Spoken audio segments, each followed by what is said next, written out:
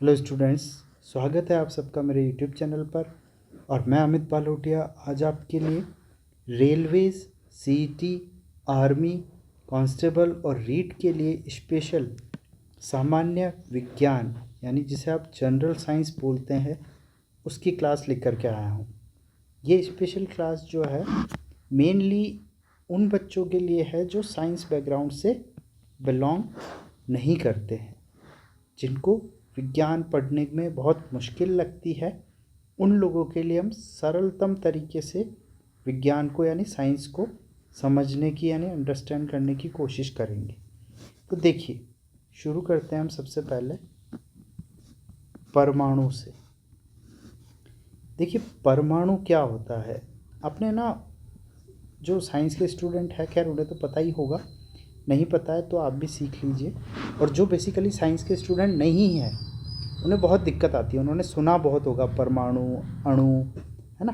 परमाणु और परमाणु के बाद में हम बात करेंगे अणु की। तो देखिए, परमाणु क्या होता है, तो आपने सुना होगा हाइड्रोजन, नाइट्रोजन, ऑक्सीजन, फास्फोरस, तो ये सब परमाणु होते हैं। लेकिन कि सर हम याद कैसे करें, परमाणु बहुत से लोगों ने पढ़ाया है।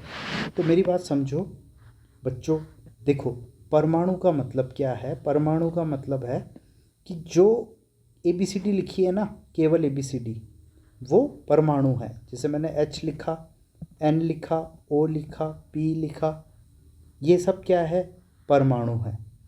अब अणु की हम बात करेंगे तो अणु में क्या करना है, ABCD के आगे गिनती भी लिखनी है आपको। ABCD के साथ में क्या लिखना है, गिनती भी लिखनी है। तो H2, N2, O2, P4, ये सब क्या है, अणु है। तो फिर से देखिए, परमाणु का मतलब क्या है, केवल ABCD। और ABCD के साथ जब हम गिनती भी लिख देंगे तो वो क्या बन जाएगा, अणु बन जाएगा। परमाणु से अणु बन जाएगा। मैंने पहले ही कहा है कि जो साइंस को आप मुश्किल लैंग्वेज में समझते आ रहे हैं, अब तक बहुत मुश्किल भाषा में आपको समझाया जा रहा था, उसे मैं बहुत ही आसान भाषा में आपको समझा दूंगा। समझने की कोशिश करिए और वीडियो को अंत तक देखिए और बने रहिए हमारे साथ। और चैनल को सब्सक्राइब करना तो बिल्कुल भी ना भूलिए और वीडियो को लाइक कर दीजिए अगर आपको बातें समझ आ रही है। अब देखिए, आगे चलते हैं, हम आगे बात करेंगे टाइप्स ऑफ अणु, है ना, टाइप्स ऑफ एटम्स, एटम के टाइप। अब देखो यहाँ पे ना दो बातें आपको समझ में आई होगी कि जो परमाणु है वो सबसे छोटी इकाई है। परमाणु, है ना, परम अणु, अणु से भी परम, इससे छोटा, है ना। परमाणु सबसे छोटा है, फिर उससे बड़ा अणु। अब अणु के कुछ प्रकार है, अणु के टाइप्स पढ़ेंगे। अणु के टाइप में पहली चीज़ आपके आती है तत्व, और फिर यहाँ आता है यौगिक। देखिए, ये चीज़ उनके लिए है जो बच्चे साइंस को मतलब याद करने में दिक्कत आती है। आप एक चीज़ और ध्यान रखिए कि कंपटीशन क्लासेस में आपको ऑब्जेक्टिव टाइप क्वेश्चन मिलेंगे। मान लो क्वेश्चन आ गया कि निम्न में से परमाणु कौन सा है, तो आपको क्या देखना है, केवल ABCD जो लिखी है वो परमाणु है। अणु कौन सा है, H2N2, ABCD के साथ जो गिनती लिखी है वो अणु है। फिर पूछेगा आपसे तत्व और यौगिक कौन से हैं ये बताओ। तो तत्व और यौगिक जब हम बताएंगे तो कैसे बता पाएंगे, देखिए तत्व और यौगिक अगर हमें बताने हैं तो हम क्या करेंगे। तत्व के लिए देखो, तत्व में क्या होता है कि एक जैसे परमाणु होते हैं, एक जैसे परमाणु से मिलकर बना होता है। एक जैसे परमाणु, एक जैसे परमाणु मतलब H+H बोले तो बन क्या गया, H2। तो एक जैसे परमाणु, H और H एक जैसा है तो H2 बन गया, ये तत्व बन गया। और यौगिक में क्या होगा, इसमें होगा कि सर अलग अलग परमाणुओं से यौगिक बनेगा। देखिए उदाहरण से समझते हैं कैसे। जैसे कि H plus H plus O, मतलब क्या हुआ, देखो H और H तो एक समान है, लेकिन उसके साथ O मिल गया, O असमान है। देखो यहाँ पे H और H मिला था तो H2 बना, समान यौगिक है। यहाँ पे यौगिक अलग अलग आ गए तो क्या बनेगा, तो सिंपल सी बात है, 2H है इसका मतलब H2 और एक O है मतलब O, तो H2O। H2O क्या होता है, H2O आपके होता है जल, ये जल ऐसे बना। अब जल क्या है, एक यौगिक है। क्या है जल, एक यौगिक है। आपको समझ आया, तत्व का मतलब जो एक जैसे परमाणुओं से मिलकर के बने हैं वो तत्व, और जो अलग अलग प्रकार के परमाणुओं से मिलके बने हैं वो यौगिक। तो आपको परमाणु की परिभाषा याद होगी, अणु की परिभाषा याद होगी, और तत्व और यौगिक समझ में आ गया। तत्व और यौगिक क्या होता है, एक जैसे परमाणु से मिलकर बने होते हैं तत्व, और अलग अलग प्रकार के परमाणुओं से मिलकर बनते हैं यौगिक। तो आपको तत्व और यौगिक समझ में आ गया। इसके बाद हम बात करेंगे मिश्रण की। किसकी बात करेंगे हम, मिश्रण की।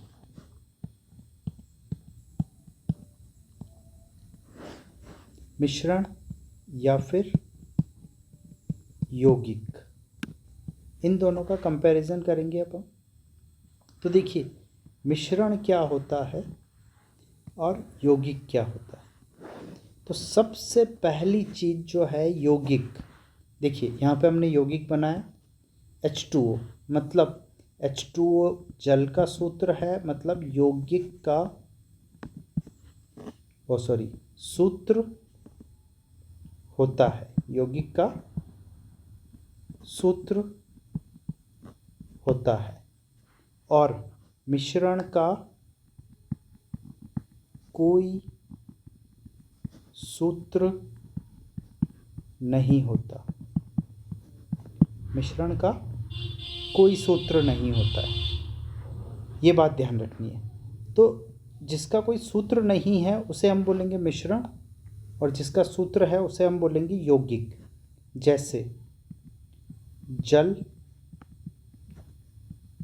H2O, लेकिन जल H2O हो गया, लेकिन अगर हम बात करें कौन से जल की, कि सर समुद्री जल, समुद्री जल या समुद्री पानी, अब ये क्या होता है, ये होता है खारा पानी, है ना। इसका कोई सूत्र नहीं होता, समुद्री जल जो है उसमें खारा पानी मतलब बहुत सारी चीज़ें मिल जाती है, मिश्रण बन जाता है सब कुछ। जबकि शुद्ध जल जो वर्षा का जल होता है H2O। फिर उसके बाद आप बात करेंगे चीनी। चीनी का भी सूत्र आपने पढ़ा है, C11H22O11। और उसके बाद आपने पढ़ा है ग्लूकोज। ग्लूकोज में हो जाएगा C6H12O6। ये चीनी का सूत्र हो गया C11H22 और O11, और ग्लूकोज का सूत्र हो गया C6H12 और O6।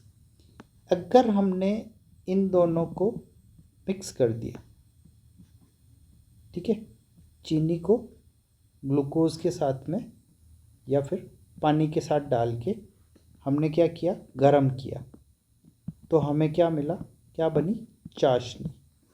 क्या बन गई, चाशनी। चाशनी का कोई सूत्र नहीं होता है, तो चाशनी बनी तो यहीं से है, चीनी से और जल से, पानी से, सबसे मिलके, बट चाशनी का कोई सूत्र नहीं होता है। तो चाशनी क्या है, एक मिश्रण है, मिक्सचर है इन सब का। फिर उसके बाद में मिक्सचर में हम बात करेंगे मिश्रण में वायु।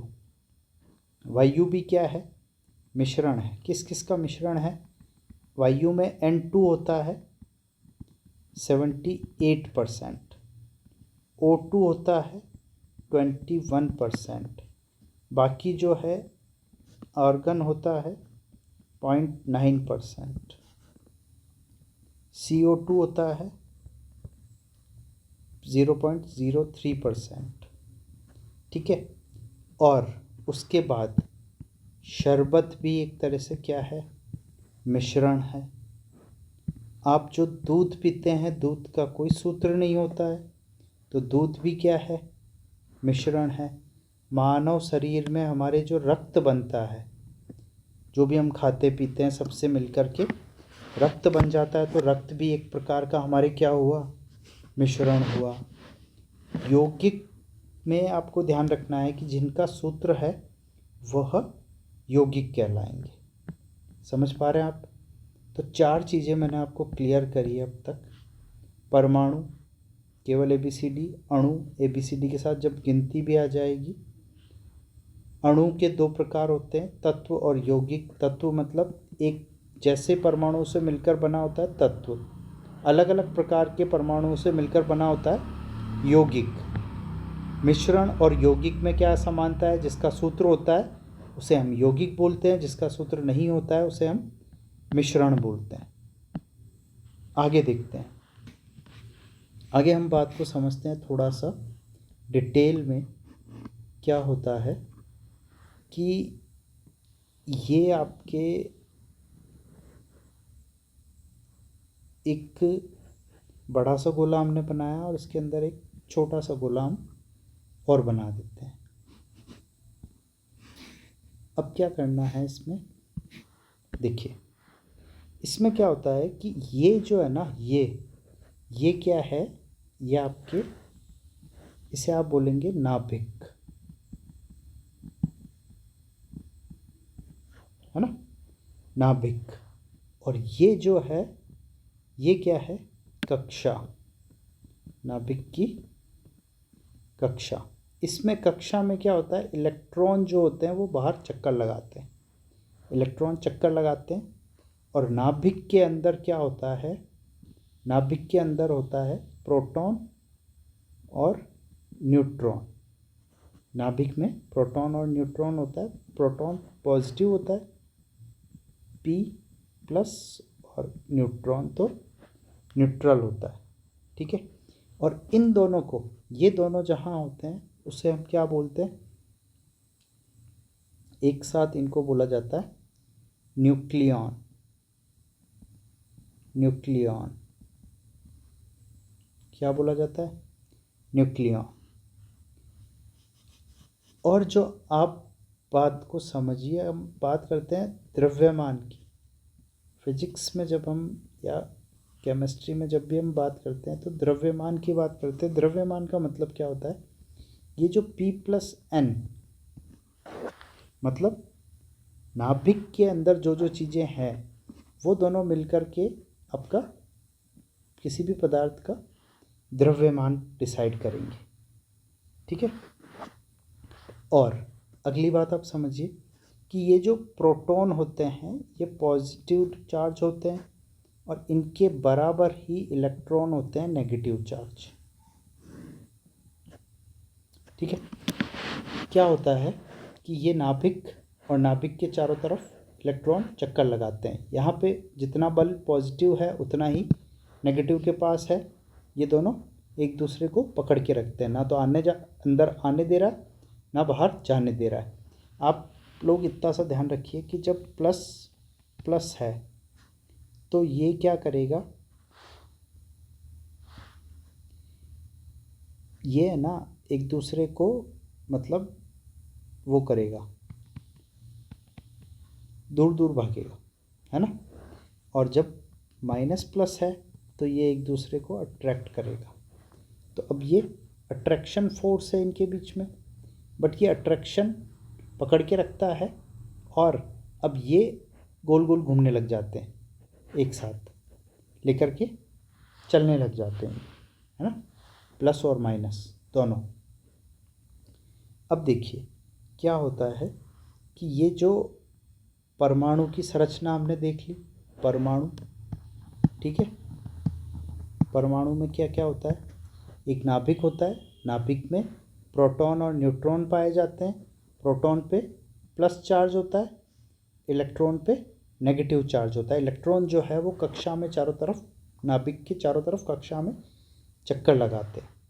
और नाभिक के अंदर कौन पाया जाता है? प्रोटॉन और न्यूट्रॉन। द्रव्यमान का मतलब होता है प्रोटॉन और न्यूट्रॉन, मतलब नाभिक के अंदर जो होता है वो द्रव्यमान बोला जाता है। पी और प्रोटॉन और इलेक्ट्रॉन की संख्या एकदम इक्वल होती है, बराबर होता है। ये पॉजिटिव नेगेटिव चार्ज बराबर होता है। प्रोटॉन और न्यूट्रॉन जो है वो कभी भी इक्वल नहीं होता है, उनका कोई लेना देना नहीं है ना। ये चीज़ आप ध्यान रखिए। इसके बाद में हम पढ़ेंगे, थोड़ा सा ध्यान दीजिए, है ना। इसके बाद हम चीज़ पढ़ेंगे कि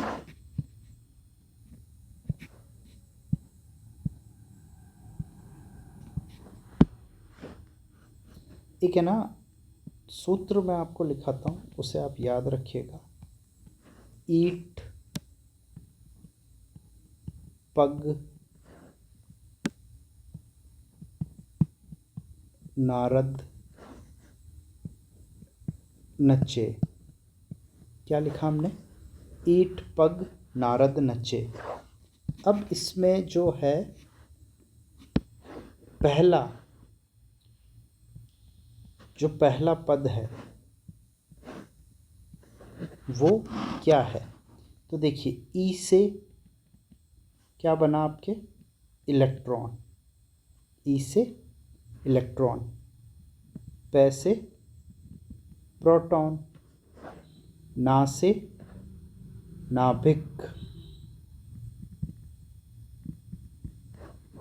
ना से नाभिक, और न से न्यूट्रॉन। ठीक है, ये चीज़ें हो गई। अब ये जो दूसरा वाला जो अक्षर है इनका, ये क्या दर्शा रहा है? देखिए, टै से आपको याद रखना है टॉमसन, या टॉमसन की जगह पे हम याद रखेंगे थॉमसन।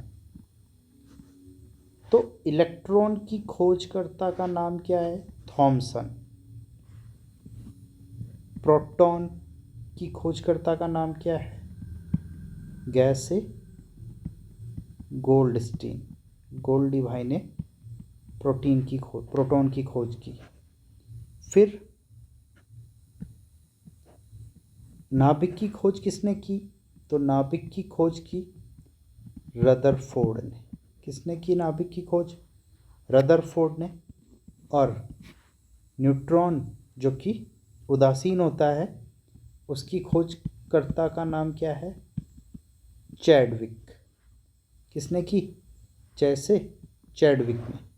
तो देखिए, इलेक्ट्रॉन की खोज की थॉमसन ने, प्रोटॉन की खोज की गोल्डस्टीन ने, नाभिक की खोज रदरफोर्ड ने की, और न्यूट्रॉन की खोज चैडविक ने करी। और इसके बाद में एक नाम और आता है जो आपको याद रखना है, वो है डाल्टन। डाल्टन ने पूरे परमाणु की खोज की। अगर आपको बात समझ आई है, विज्ञान को आपने इससे आसान भाषा में कभी पढ़ा नहीं, तो फिर हमें सब्सक्राइब कीजिए, लाइक कीजिए और कमेंट करके बताइए कि मैं इसी तरह के और वीडियोस आपके लिए लाता रहूं, ताकि आप आने वाले रेलवे एग्ज़ाम के लिए बहुत अच्छी तरीके से तैयारी कर पाएँ। देखिए, रेलवे में जो है आज ही नोटिफिकेशन जारी हुआ है, असिस्टेंट लोको पायलट। लगभग 5,996 पद है। और आरपीएफ रेलवे प्रोटेक्शन फोर्स में लगभग 2250 पद पर वैकेंसी निकल चुकी है। और रेलवे टीटी, टीसी और क्लर्क, लगभग 12,000 पोस्ट आने वाली है ना। और उसके अलावा आप सबको पता है रेलवे ग्रुप डी, लगभग कम से कम मैं बता रहा हूँ 51,000 पोस्ट आएगी। तो रेलवे की जब आप तैयारी करेंगे, इन सब का जो सिलेबस रहता है वो कॉमन रहता है। आपको मैथ्स पढ़नी है, आपको रीजनिंग पढ़नी है, आपको जनरल साइंस, जीके और करंट अफेयर्स। बस रेलवेज के हर एक पेपर में ये चीज़ कॉमन है, maths, reasoning, general science, GK और करंट अफेयर्स। जीके भी जो है इंडिया लेवल की जीके रहती है, और जनरल साइंस जो है ये पार्ट सबसे मुश्किल पार्ट बन जाता है जो लोग टेक्निकल बैकग्राउंड से या साइंस बैकग्राउंड से नहीं होते हैं उनके लिए। तो इसे मैं आपको बहुत आसान भाषा में याद करवा दूंगा, समझा दूंगा, और आप समझ के ऐसे पढ़ेंगे तो आपको बहुत अच्छी तरीके से इजीली याद हो जाएंगी ये सब चीज़ें। तो ये एग्ज़ाम जो है, इन सब एग्ज़ाम की तैयारी आप एक ही पैटर्न पे एक ही तरीके से कर सकते हैं। और रेलवे के इन सब एग्ज़ाम्स के लिए रेलवे के नए बैच हम शुरू करने जा रहे हैं, स्पेशल रेलवे बैच। उसमें मैं आपको मैथ्स और जनरल साइंस में ही आपको पढ़ाऊँगा। रीजनिंग हमारे यहाँ पे एक बेहतरीन एक्सपीरियंस फैकल्टी है, वो आपको पढ़ाएंगी। और जीके और करंट अफेयर्स जो है उसकी भी आपको स्पेशल क्लास दी जाएगी, आप ज्वाइन कर सकते हैं। बहुत ही कम फीस रखने वाले हैं हम, बहुत कम फीस। और गर्ल्स के लिए, और जो स्पेशली बीपीएल है, मतलब बिलो पॉवर्टी लाइन, गरीब लोग जो है उनके लिए हम ये कोर्स बिल्कुल फ्री ऑफ कॉस्ट रखने वाले हैं। तो आप संपर्क कीजिए हमें इस नंबर पर।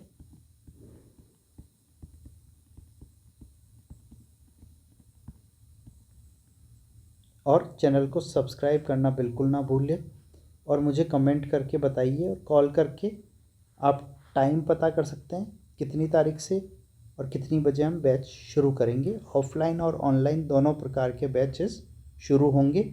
आप इस नंबर पर मुझे कॉल या व्हाट्सएप कर सकते हैं।